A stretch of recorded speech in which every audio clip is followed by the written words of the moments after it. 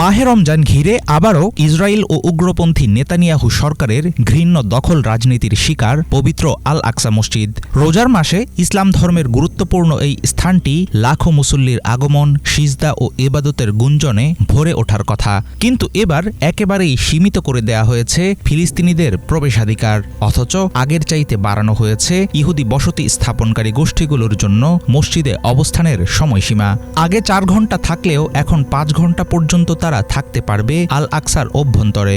রোজার প্রথম দিকেই ইসরায়েলি কর্তৃপক্ষের এমন একতরফা সিদ্ধান্ত ফিলিস্তিনিদের ভেতরে তৈরি করছে গভীর ক্ষোভ।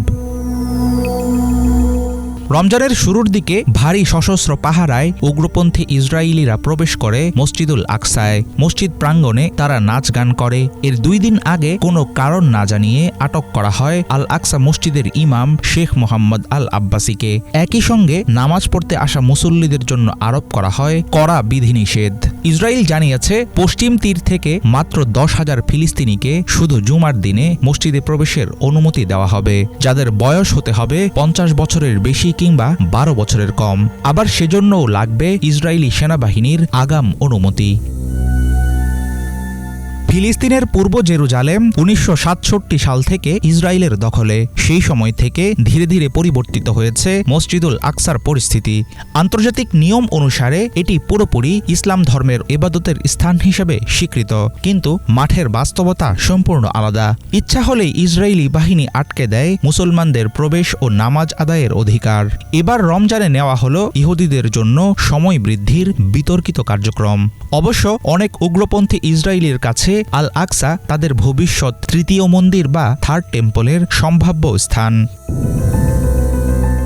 ইসরায়েলের জাতীয় নিরাপত্তা মন্ত্রী ইরতেমার বিন গাভিরের পরোক্ষ ইশারায় এই সিদ্ধান্ত নিয়েছে জেরুজালেমের পুলিশ, রয়েছে এমন অভিযোগ। কট্টর ডানপন্থী নেতা বেন গাভির ফিলিস্তিন ইস্যুতে কঠোর অবস্থানের জন্য পরিচিত। পশ্চিম তীরে ইহুদি বসতি সম্প্রসারণ, আল আকসা প্রাঙ্গণে ইসরায়েলি নিয়ন্ত্রণ জোরদারের পক্ষে প্রকাশ্যে সমর্থন দিয়ে আসছেন তিনি।